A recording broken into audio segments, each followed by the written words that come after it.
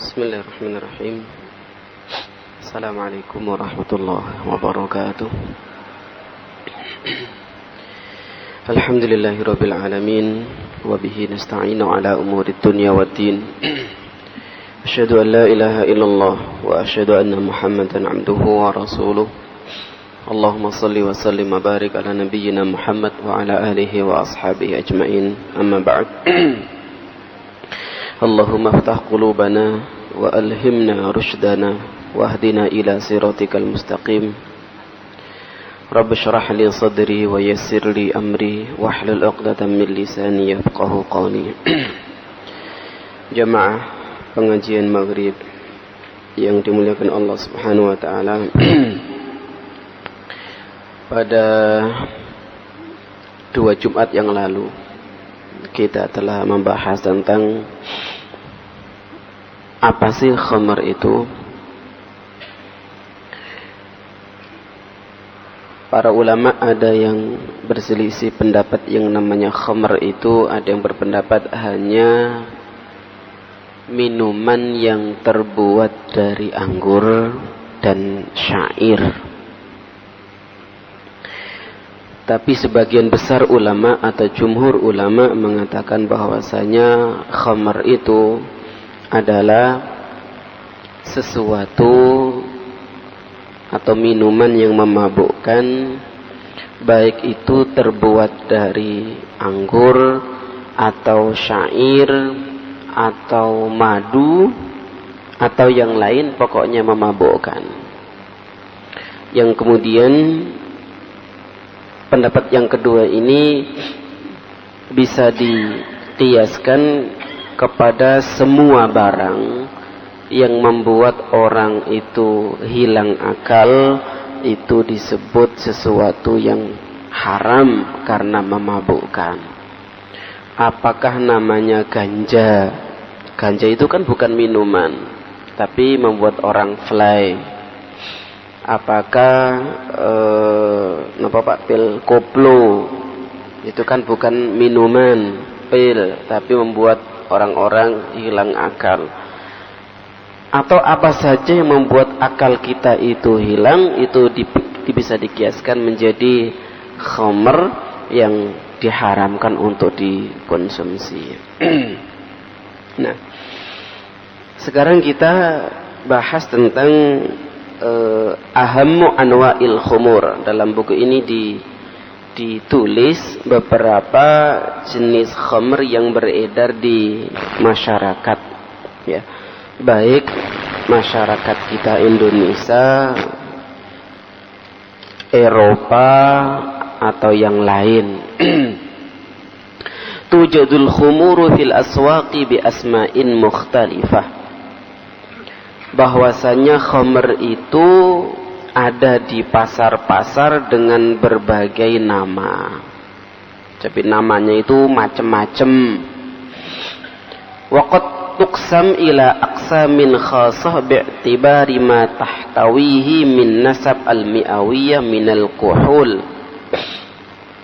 Kadang jenis khamr itu diklasifikasikan, dibagi menurut kadar alkohol yang dikandung, ya. Ada misalnya alkohol yang kandungan khamr yang kandungan alkoholnya, kandungan zat yang memabukkan itu antara 40 sampai 60%.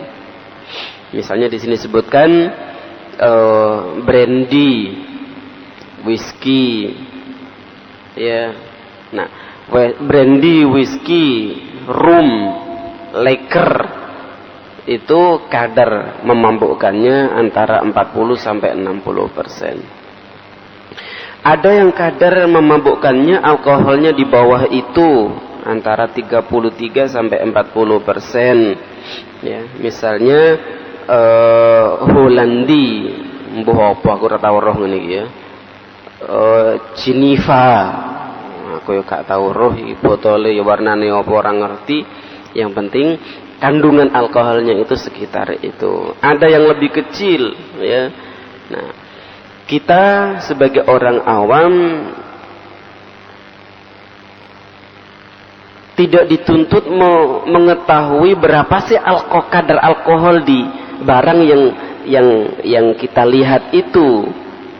Tapi apakah barang itu bisa membuat orang mabuk atau tidak? Nah, itu aja. Kayak kemarin pertanyaan pada 2 minggu yang lalu, bahwasanya legen itu kalau baru diambil dari pohon apa Pak? Siwalan. Nenggonku arane gak siwalan apa Pak? Ental loh. Ya. Nek gek buru njopok iku esuk-esuk iku seger Pak. Enak. Ya. Lha iku tetesan daripada sari bunga itu enak bancine. Tapi nek suwi-suwi iku iso dadi arak. Loh. Ketika masih legen itu masih halal. Ya. Tapi ketika sudah menjadi arak, ada proses fermentasi, baik proses fermentasi itu terjadi dengan sendirinya dengan didiamkan beberapa hari, atau fermentasi itu terjadi karena dikasih zat. Ya, seperti minum-minuman keras yang tersebar di masyarakat kita itu kan sudah terjadi karena memang sengaja dibuat oleh pabrik, dikasih zat agar bisa memabukkan. Nah, itu berarti terjadinya proses fermentasi itu karena dikasih sesuatu. Tapi kalau legen itu dibiarkan itu bisa menjadi arak, menjadi toak, menjadi apa mana Pak? Nah, kita sebagai orang Islam harus hati-hati ini. Sing senengane legen niku nek arepe tuku takoni dhisik. Iki wis pirang dina iki. Ya. Nek sawangane sudah menjadi toak, menjadi arak, ya jangan dibeli, jangan dikonsumsi. Ini ada pembahasan tentang apa hukumnya perasan, ya, atau jus sebelum menjadi khamr itu boleh nggak dikonsumsi?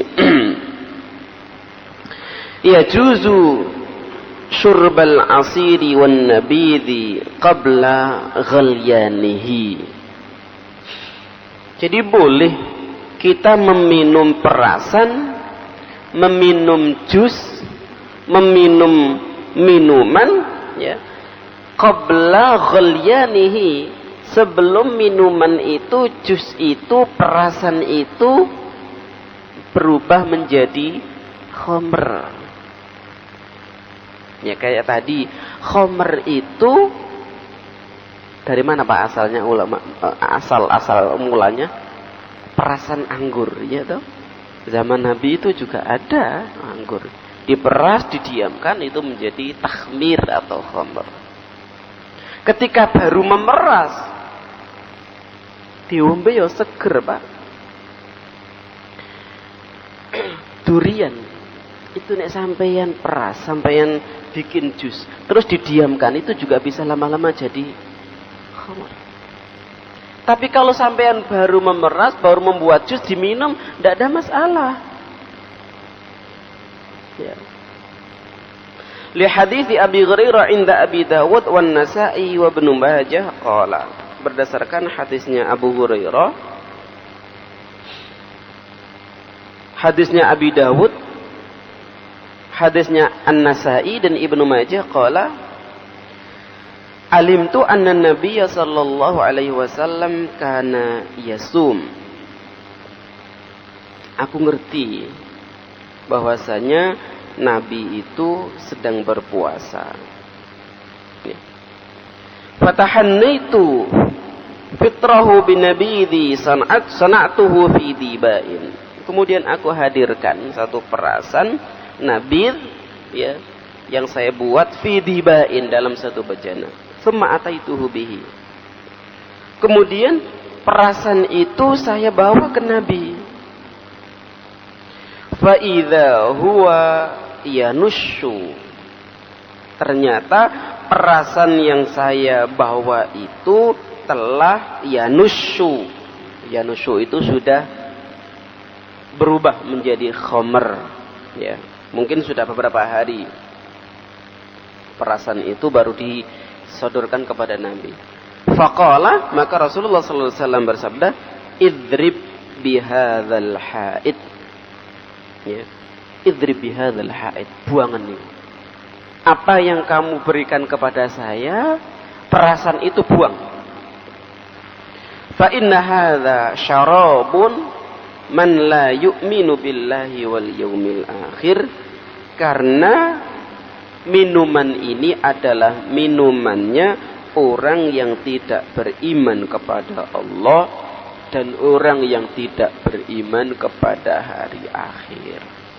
Jadi Bapak dan hadirin sekalian, kalau ada tetangga kita atau anggota masyarakat kita yang meminum minuman yang memabukkan, sesungguhnya dia itu tidak beriman kepada Allah dan tidak beriman kepada hari akhir. Karena itu kalau ada di lingkungan kita yang seperti itu, diingatkan, kalau perlu tegas, ya, tegasi, jangan sampai penyakit masyarakat itu menyebar kepada anak cucu kita. Jangan sampai menjangkiti keluarga kita atau masyarakat kita. Ditegur. Dalam hal ini Pak RT, Pak RW punya tanggung jawab. Ya. Wa akhraja Ahmad an Ibni Umar fil Asiri faqala, dikeluarkan oleh Imam Ahmad dari Ibnu Umar tentang asir, tentang perasan. Kata Ibnu Umar, ishrabhu ma lam ya'khudhu syaitana. Minumlah perasan itu selama belum diambil oleh syaitan. Maksudnya selama perasan itu belum berubah menjadi khamr, belum berubah menjadi minuman yang memabukkan, silakan diminum. Qila wa fi kam ya'khudhuhu syaitan. Terus berapa hari minuman itu diambil oleh syaitan? Maksudnya berapa hari perasan itu berubah menjadi sesuatu yang memabukkan? Maka Ibnu Umar menjawab, qala fi salasin, dalam 3 hari. Ya, dalam 3 hari. Ini makanya hati-hati juga. Nggak tahu kalau ditaruh di kulkas itu bisa berubah nggak, Pak? Ya, bisa terjadi proses fermentasi enggak? Saya belum pernah mengadakan penelitian. Kalau di dalam kulkas itu, jus yang di dalam kulkas itu seandainya bisa terjadi proses fermentasi, kalau kelamaan di kulkas, maka kita juga tidak boleh meminum yang lebih dari 3 hari itu kalau mengikuti hadisnya Ibnu Umar ini. Ya. Kata Ibnu Umar, isyrabuhu ma lam ya'khudhu syaitana. Minumlah selama tidak diambil oleh syaitan. Ketika ditanya fi kam ya'khudhu syaitana, berapa hari minuman itu diambil oleh syaitan, maksudnya berubah menjadi minuman yang memabukkan, qala fi thalathin, dalam 3 hari. Ya. Wa akhraja Muslim wa ghairuhu min hadits Ibnu Abbas annahu kana yanqa'u lin-nabi az-zabib fa yashrabuhu al-yawma wal ghad wa ba'da al-ghad. Kata Ibnu Abbas bahwasanya Ibnu Abbas itu menyediakan buat Nabi zabib, ya, perasan zabib. Perasan itu diminum oleh Rasulullah sallallahu alaihi wasallam al-yaum, hari ini. Wal ghad, dan besok, wa ba'dal ghadi, dan setelah besok itu apa? Lusa. Ila masa'id tsalitsa, perasan itu diminum oleh Nabi sampai sore hari yang ketiga. Jadi kalau perasan itu dibikin hari Jumat pagi tadi, berarti Jumat, Sabtu, Ahad sore itu maksimal. Tsumma ya'muru bihi fayasghal khatim aw yahraq. Kata Ibnu Abbas, Rasulullah meminum pada hari pertama, hari kedua, dan hari ketiga sore. Setelah itu kok masih perasaan itu, maka Rasulullah memerintahkan khadim, ya, pembantunya untuk membuang. Nah, ini adalah isyarat bahwasanya perasan-perasan itu bisa terjadi proses fermentasi selama 3 hari kalau didiamkan. Ya, kalau didiamkan itu bisa menjadi khamr. Makanya kalau tadi saya tanya, kalau di dalam kulkas itu bisa berubah, maka jangan sampai lebih dari 3 hari ya jus yang ada di kulkas itu kita konsumsi. Sebelum 3 hari harus habis. Nah, mungkin yang jadi masalah sekarang kan banyak jus-jus itu, jus yang sudah dikalengkan itu, yang dikemas dengan kotak-kotak itu saya yakin itu lebih dari 3 hari. Kalau wong nak swalayannya saja sudah 5 hari kok. Ya. Di tokonya itu wes kadang-kadang seminggu terus sampean gowo mulai, apakah jus jambu, apakah jus ya sing tahu kelengkeng, jus kelengkeng atau jus-jus yang lain itu. Nah, itu biasanya ada zat-zat yang biasanya untuk mengawetkan, ya. Sing seger iku gawe dhewe nanti entekno saendekan utawa tidak sampai lebih dari 3 hari untuk menghindari tadi itu. Nah, wa makna wa qala Abu Dawud wa makna yaskil khadim yubadiru fil bihil fazat wa madhinnatu dzalika ma zata ala 3 ayyam. Jadi makna daripada yaskil khadim, pembantunya itu diperintahkan oleh Rasulullah untuk membuangnya, itu yubadiru bihil fasad, karena setelah 3 hari itu rusak, ya. Wa madhinnatu dzalika ma zata ala 3 ayyam. Waqad akhraja Muslim wa ghairuhu min hadits Aisyah ka'annaha kanat tantabidu li Rasulillah sallallahu alaihi wasallam ghadwa fa idza kana al-'asha fata'asha syariba ala 'ashaihi wa in fadala syai'un sabatuhu aw afraghtuhu thumma tantabidu lahu bil-lail fa idza asbaha taghadda fa syariba ala ghadaihi qalat taghsilus saqa'a ghadwatan wa 'ashiyatan. Hadis ini diriwayatkan oleh Imam Muslim, ya, dari hadisnya Aisyah, annaha kanat tantabidu li Rasulillah sallallahu alaihi wasallam ghadwa. Aisyah pernah membikinkan jus, memeraskan buah untuk Rasulullah ghadwa, ya, pada waktu pagi. Fa idza kana al-'asha fata'asha. Ketika malam atau sore Rasulullah makan malam atau ya makan sore itu syariba ala asyaihi. Rasulullah meminum perasannya Aisyah tadi itu yang tadi pagi itu. Fa in fadala syai'un sabtuhu aw afraghtuhu. Ya. Kalau tersisa, ya. Kalau tersisa afraghtuhu, saya buang. Tsumma tantabidu lahu bil-lail. Ketika malam Aisyah membikinkan lagi jus kalau bahasa kita. Fa idza asbaha taghadda. Ketika pagi Rasulullah sallallahu alaihi wasallam ya makan asbaha taghadda. Ghadda itu makan siang. Ketika makan siang fasyariba ala ghadaihi.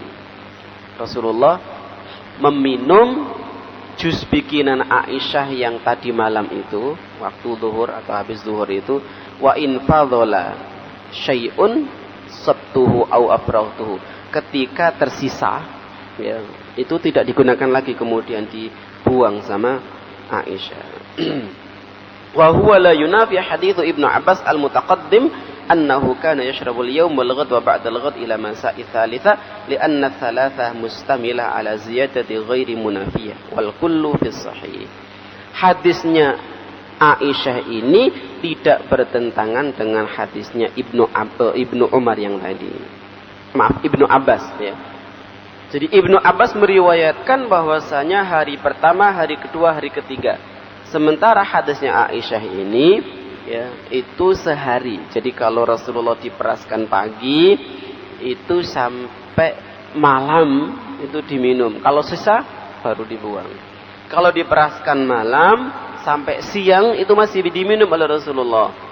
Setelah lewat dari itu kemudian dibuang sama Aisyah.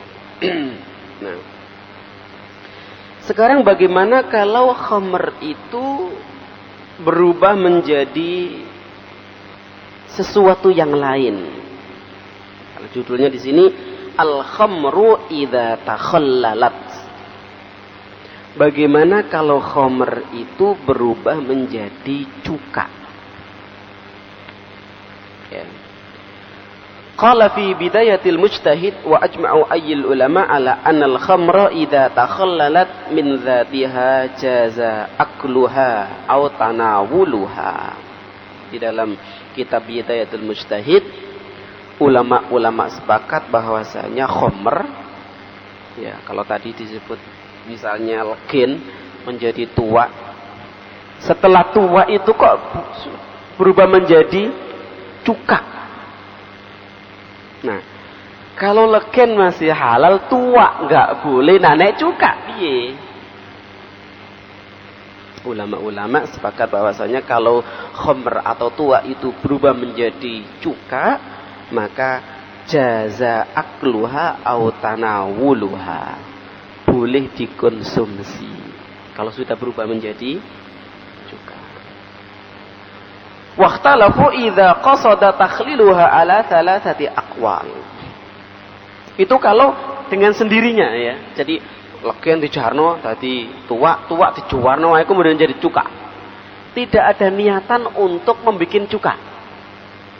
Nah, tapi ulama-ulama itu berbeda pendapat ketika ada niatan untuk membuat cuka dari khamr.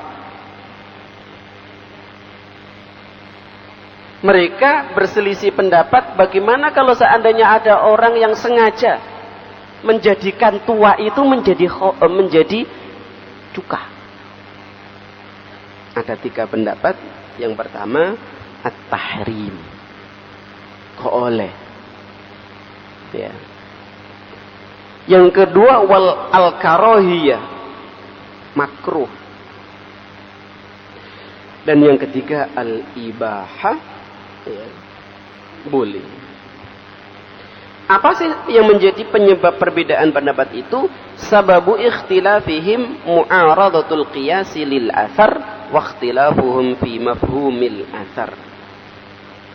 Yang menjadi pemicu penyebab perbedaan pendapat mereka itu adalah ta'arud antara qiyas dengan athar.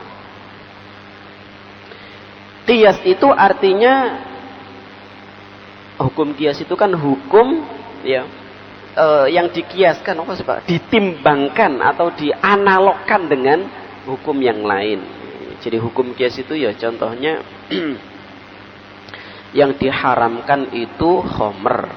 Khamr itu zaman Nabi adalah minuman yang terbuat dari perasan anggur atau syair atau bahkan madu yang sengaja diproses agar berfermentasi dan bisa membuat orang itu mabuk. Ada hukum turunan atau analog dari zat yang lain yang kemudian zat itu hukumnya dihukumi sama dengan khamr.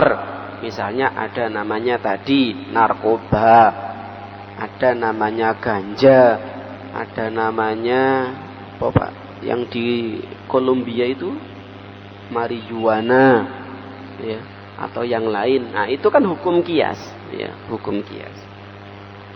Jadi sebab perbedaan ulama-ulama itu adalah ta'arud, kayak bertentangan antara qiyas dengan athar. Wadzalika anna Abu Dawud akhraja min hadits Anas ibn Malik anna Abu Talha sa'ala Nabiy sallallahu alaihi wasallam an aitam warathu khamran Sebabnya dan Abu Dawud meriwayatkan hadis dari Anas bin Malik bahwasanya Abu Talha itu pernah bertanya kepada Rasulullah. Pertanyaannya tentang seorang anak yatim yang mendapat warisan khomer. Jadi wong tuane kuwi marisi pabrik khomer. Utawa sak gentong khomer tok. Faqala ketika ditanya oleh Abu Talha, Rasulullah menjawab, ahriqha. Ya. Ahriqha, buangan, tumpahkan khamr itu. Tapi ini warisan, walaupun warisan. Jadi walaupun warisan, kalau barangnya itu haram, ya tidak boleh diwaris. Ini warisan itu barang korupsi, Pak. Moro-moro rekeningi bapak iku wake duwite. Diwaris ndak? Loh kalau tahu sebab asal muasal rekening itu haram ya jangan diwaris, wong haram kok. Kalau ngerti, lah nek gak ngerti moro-moro ana wong sing transfer rezeki iku, ya. Wong gak ero asalnya yang jelas itu relasi bapaknya itu banyak, moro-moro dikei duit dikirimi ya rezeki. Tapi kalau sampean tahu bahwa rekening itu bertambah karena korupsi, itu haram. Terus jangan dibagi. Oh haram kok dibagi. Ya. Nek dikiaskan kepada hadis ini oleh warisan khomer buangan, ya iku buangan. Lho akeh sing ada ibare buang iku. Duit tok. Ya. Maksudnya jangan dikonsumsi, gunakan untuk kemaslahatan kebanyakan orang. Tukokno paving, cek diideki wong akeh. Sing idek nek kono iku ya wong Islam, ya wong Hindu, ya wong Katolik. Ya. Nggekno WC umum sing nggone iku ya wong Islam, ya gak Islam. Yang penting barang haram itu jangan dikonsumsi. Qala ketika dijawab oleh Rasulullah, ahriqha, buangan, tumpahkan khamr itu. Abu Talha tanya lagi, ya Rasulullah, afala aj'aluha khullan, apa tidak enak kita jadikan cuka saja ya Rasulullah? Timbangane dibuang iman, mosak gentong dibuang. Nek piye nek dienggo cuka? Faqala, Rasulullah menjawab, la, tidak. Ya. Faman fahima minal man'i saddadz dzari'a hamala dzalika al-karaha.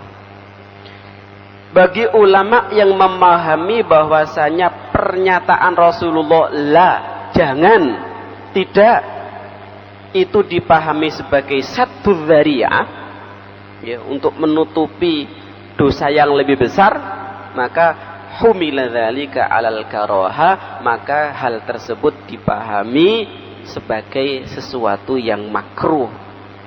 Artinya menjadikan khamr menjadi cuka tadi itu makruh. Kenapa kok dipahami makruh? Karena ulama ini memahami bahwasanya jawaban Rasulullah la itu bukan untuk pengharaman, tapi saddun lidzari'ah. Ya, saddun lidzari'ah itu artinya mencegah jangan sampai terjadi dosa yang lebih besar.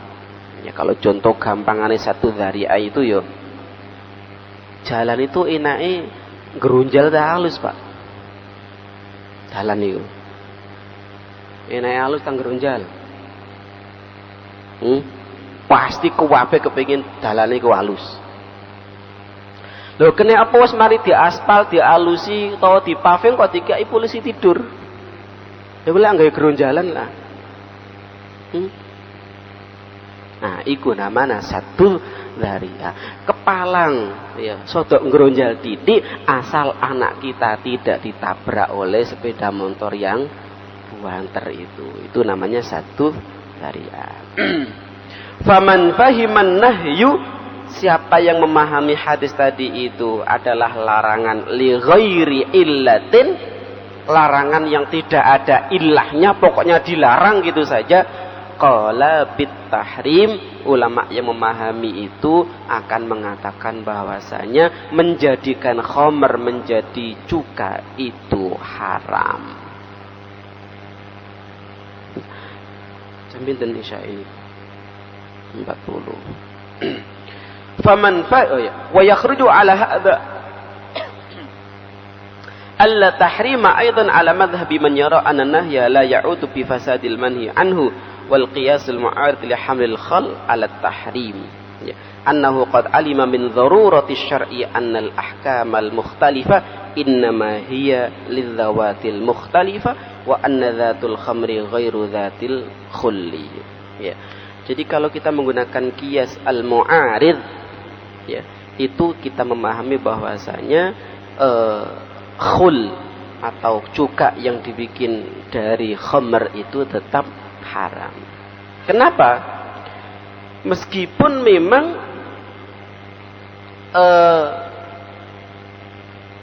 khamr itu beda dengan cuka. Kandungan yang ada dalam khamr itu beda dengan kandungan yang ada di dalam cuka. Ya. Tapi kan asalnya dari khamr. Dan kalau memang cuka itu dibikin dari sesuatu yang halal, nggak masalah.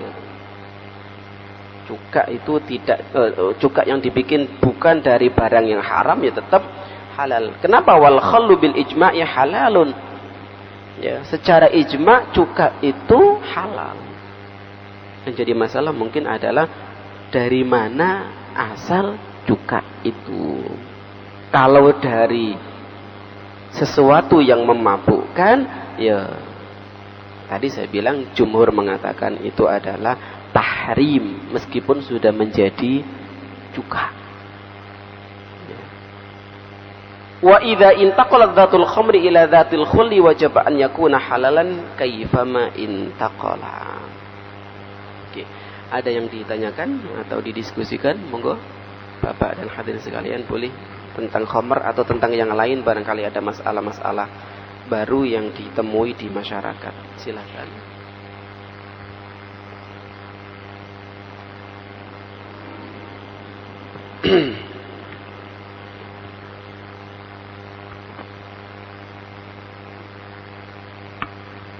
Assalamualaikum warahmatullahi wabarakatuh.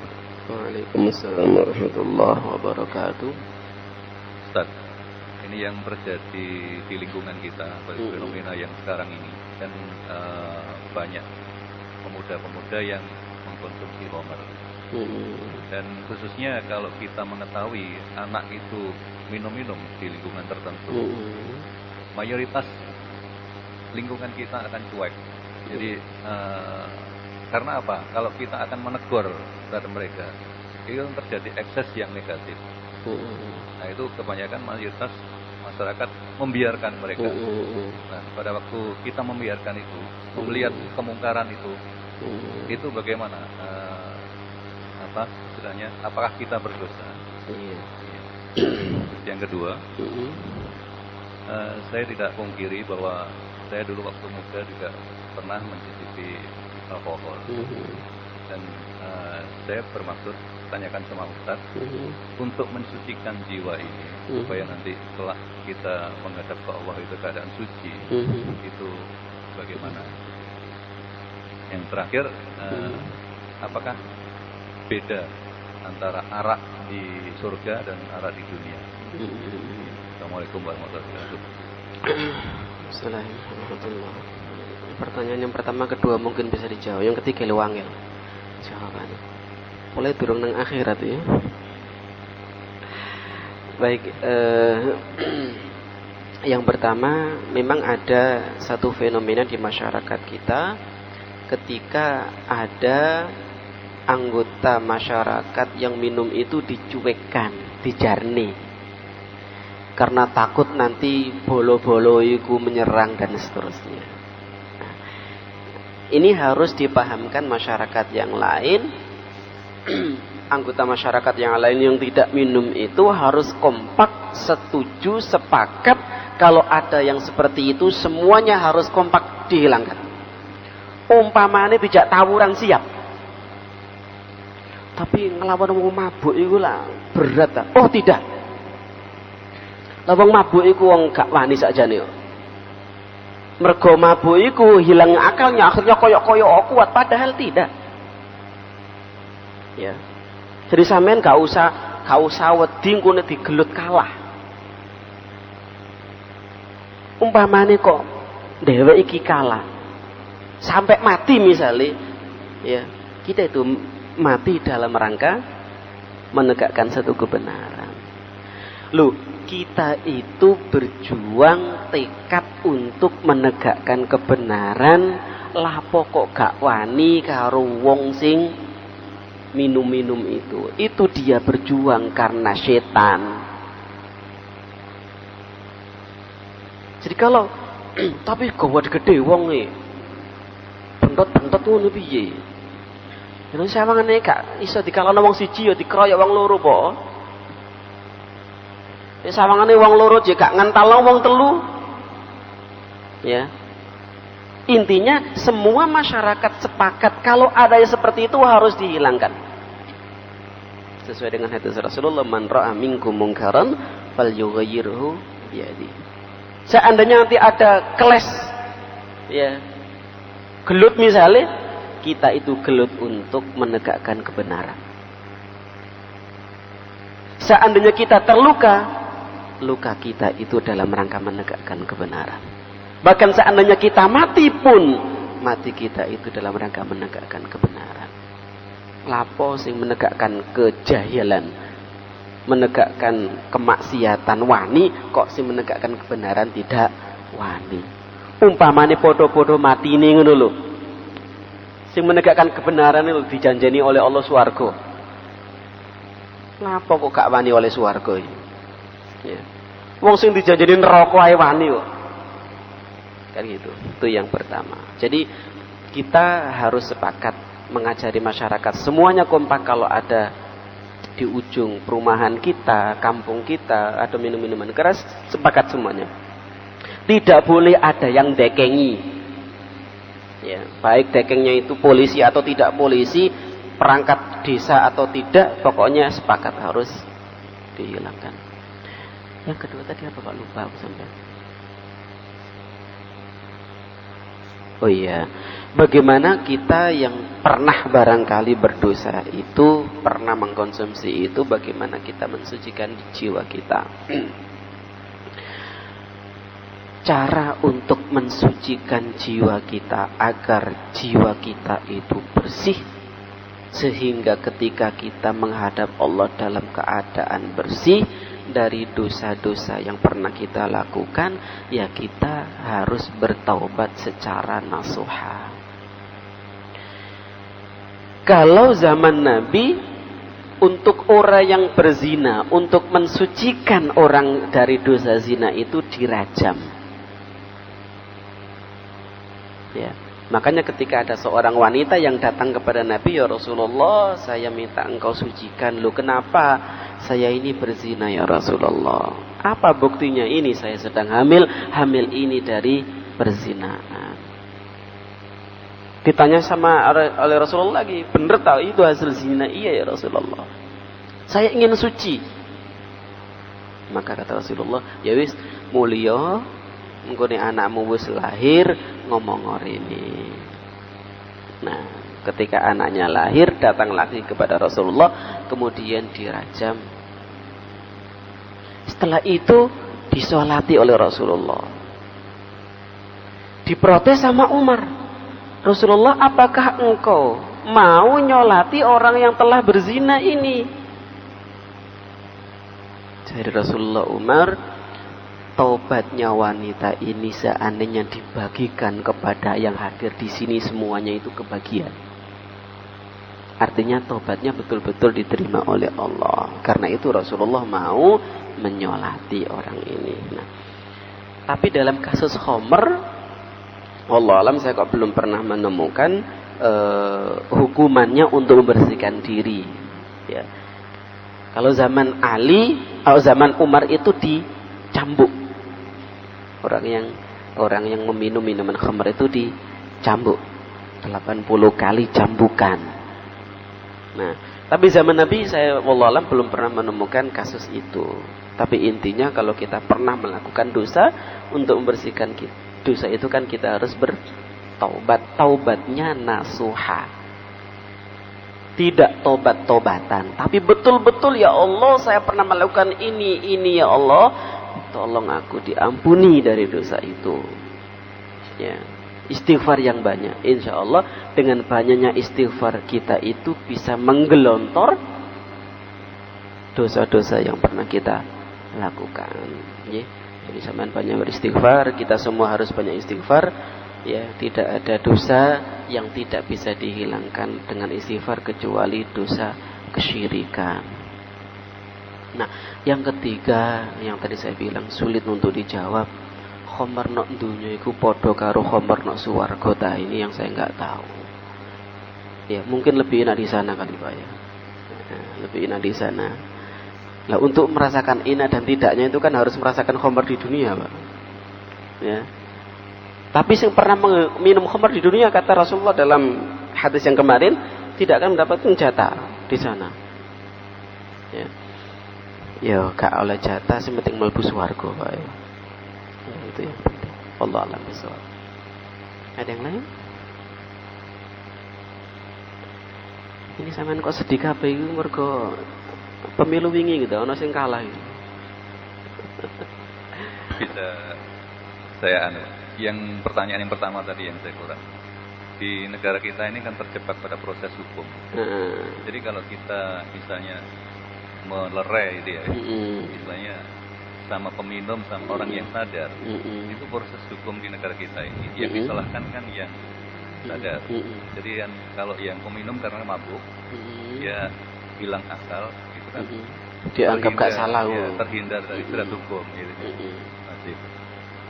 Iya. Tapi juga ada undangan kan Pak, kalau kita itu merasa merasa nggak enak dengan orang, keusilan orang itu kan juga ada undang-undangnya, bahwasanya orang itu, tetangga itu usil dengan kita, itu ada undang-undangnya. Jadi kalau di masyarakat itu misalnya rumah pojokan itu selalu bikin gaduh, banyak teman-temannya yang biasanya nyekek botol di situ, dan tetangga-tetangga itu merasa nggak nyaman dengan kondisi itu kan ada undang-undangnya yang melindungi. Itu mengganggu ketenangan warga dan itu bisa dilaporkan. Nah, ketika misalnya terjadi clash sampai berantem misalnya, ya sampai berantem, yang pertama disalahkan itu ya kenapa kok harus minum kan gitu. Ya, saya nggak tahu delik hukumnya yang lebih jauh. Tapi yang jelas ketika kita merasa tidak tenang di masyarakat itu karena ada yang minum dan seterusnya, itu kan bisa kita laporkan dan ada delik aduannya, ya, bahwasanya mengganggu ketenangan warga dan seterusnya, biar polisi yang nangani gitu. Nah, apalagi kalau misalnya penyebabnya itu narkoba, sekarang kan ada reserse khusus narkoba misalnya, kita laporkan aja, ya. Atau di situ minum-minuman keras. Yang jadi masalah kan begini di masyarakat kita itu, ketika kelompok yang seperti itu yang dekengi justru pihak keamanan, polisi. Ya koncone ngombe iku polisi, lah iku lho sing angel iku. Ya. Gak apa-apa ngombe, lha apa wedi karo masyarakat iki polisi kabeh iki sing kanca ngombe iki. Lho iki sing gak bener iku ya iku, ya. Dekengi pihak keamanan. Tapi masih polisi nek salah yo kena hukum loh Pak. Ya, kalau kita berani. Jadi gak usah takut dia itu polisi atau siapa, yang penting kalau kita tidak salah dan dia bersalah dilaporkan saja. Ya. Nah, ada yang lain? Cukup insyaallah. Bapak dan hadirin sekalian, semoga apa yang kita bahas bermanfaat bagi kita semua, dan semoga hadir kita di sini dicatat oleh Allah Subhanahu wa taala sebagai amal kebaikan kita yang akan menambah pundi-pundi pahala di sisi Allah Subhanahu wa taala. Kalau ada sesuatu yang baik, semata itu dari Allah. Kalau ada kekurangan itu dari diri saya pribadi. Saya mohon maaf dan istighfar astagfirullah atas kekurangan saya. Dan kita akhiri dengan doa kafaratul majlis. Subhanakallahumma bihamdika asyhadu an la ilaha illa anta astaghfiruka wa atubu ilaik. Assalamualaikum warahmatullahi wabarakatuh.